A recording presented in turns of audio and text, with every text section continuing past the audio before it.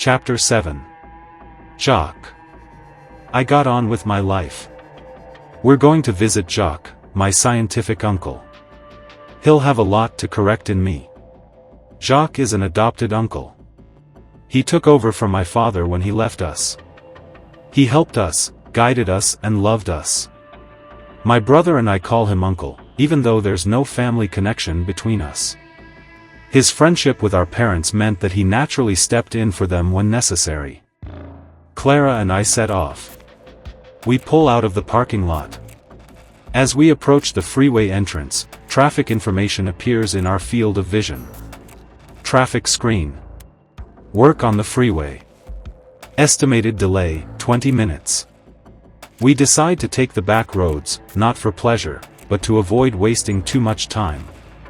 The neighborhoods we pass through are dirty and very poor. This area is well below middle class. The few vehicles around us are almost all battered, patched up with motley parts. The faces we see don't inspire the gentleness of life. The sidewalks are littered with drug addicts.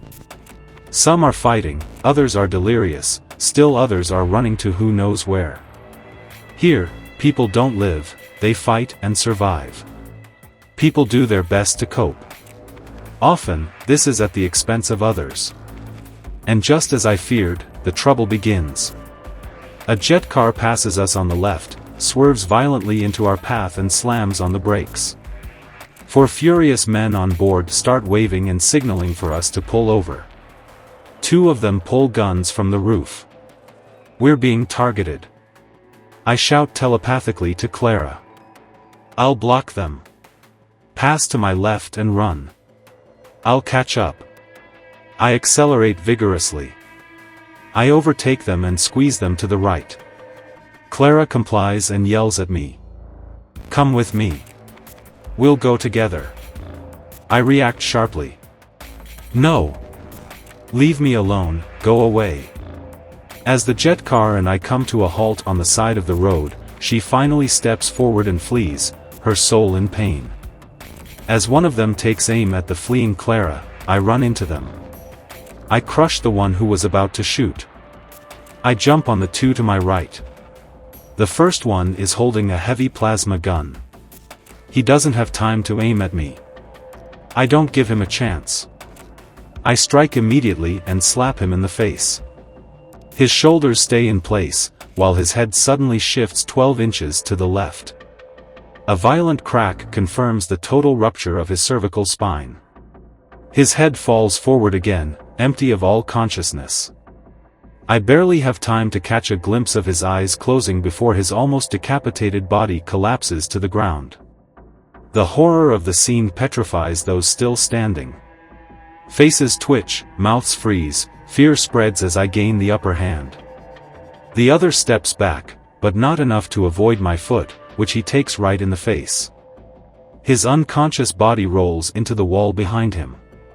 The driver, who hasn't left his post, doesn't insist. He's seen it all and fears he's next. He speeds off. Here I am, alone with my assailants at my feet. All I have to do is get out of here and head for Jacques' place. I push my machine to its highest revs and catch up with Clara as quickly as possible. She waves to me, reassured to see me in good health. We get closer and take a breather. As we approach Jacques' neighborhood, we agree not to tell him about what has just happened. Worrying him would be pointless. We park the speedsters in the inner courtyard of the decrepit building and knock on the heavy armored door. Jacques is quick to open the door, a broad smile on his face. He greets us. Nathan, Clara. Come inside. Jacques Eastland is probably the person I trust most. When our father died, he took my brother Gabriel and me under his wing. In memory of those years, we affectionately call him Uncle. Although we have no blood ties to him, we consider him a relative, the only one we have left, and we owe him a great deal. He passed on to us his taste for science and knowledge, as well as certain moral standards, which I don't always respect. Jacques worked for a long time in a government laboratory specializing in noise abatement. His highly relevant work is still a reference in the field today. Published in the leading scientific journals, his research has brought him fame and honor. As far as I know, his brilliant career came to a halt when he learned that the government was using the results of his work to manufacture weapons based on sound wave control. Disgusted, he resigned and disappeared into thin air. Converted to Buddhism, he now lives in hiding to ensure his safety. For despite his age and the cane he must now rely on to get around, Uncle has given up nothing of his convictions. He continues to carry out the research close to his heart, alternating between personal work and commissions for private individuals. His secret lair is in the Tuori district, in the midst of disused industrial facilities, where he has set up a former warehouse. Here, he sometimes plays that strange instrument, the harp. Jacques takes us into the living room. Incense sticks fill the room. The decor has not changed since my last visit. It still evokes ancient Asia. We take our places on futons, under the benevolent gaze of a golden Buddha on the large coffee table. This kind of representation is now severely repressed in Epoxia, where mysticism, and more generally any ostentatious sign linked to a spiritual practice of any kind, is considered dangerous behavior for the community. An offense of antisocial belief has even sprung from the diseased brains of our leaders, who for years have been bent on eradicating religions from Epoxia. Buddhism was no exception. Places of worship have been methodically razed to the ground, and followers and other sympathizers imprisoned or forced to undergo psychological and socio-behavioral rehabilitation programs.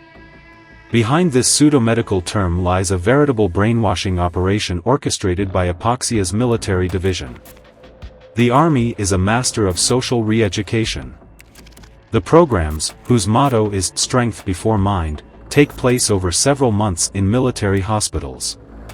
The message is that only immediate gain, individualism and materialism are worthy of veneration. To accompany this mental conditioning, participants are often given a variety of drugs.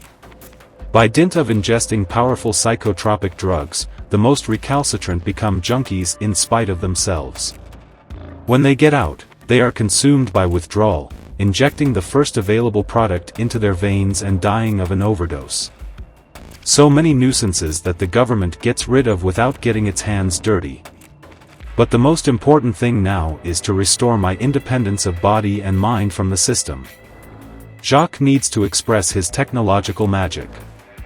He grabs a box from beside his futon and opens it. Inside is a small box with a button. He presses it.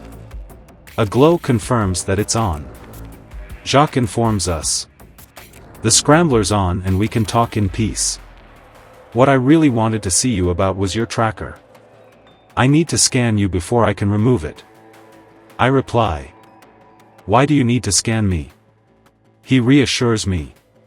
Because it's impossible to operate on you without your tracker sending out a distress signal.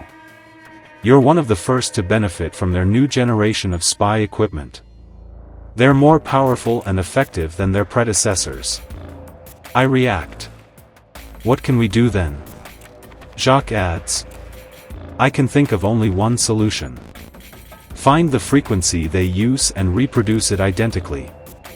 Then I'll switch on the copy and place you and your tracker under an anti-frequency dome. Then I'll be able to operate on you without fear.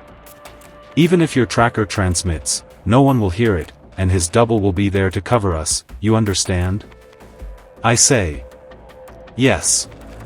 And when? He replies. Now, if you like. Everything's ready. I question Clara with my eyes and get her approval. I'll conclude then. Okay. Let's go. The operation goes according to plan.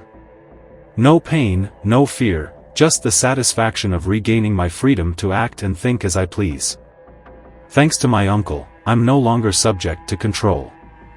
From now on, the governing bodies will only have access to my artificial double, devoid of any thoughts that might compromise me.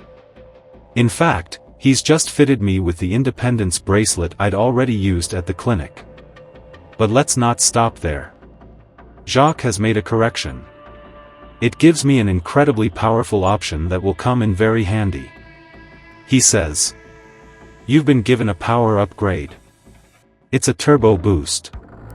At the moment you choose, you'll get 10 times more energy. I reply. Perfect. Thank you. We chat warmly about a few things, then leave my uncle to his technical activities. A final hug and we're back on the road to join Gabby. We head for the main arena. I don't want to miss Khaleb's fight. I'm hoping for a defeat. My hatred for him is particularly strong.